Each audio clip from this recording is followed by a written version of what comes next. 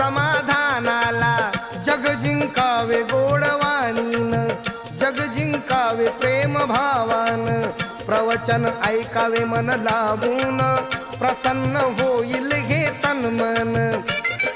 धम्मलाया जागदा साधावी ही सफलता, साधावी ही सफलता, ऐका नंदिनीची मी सांगतो कथा.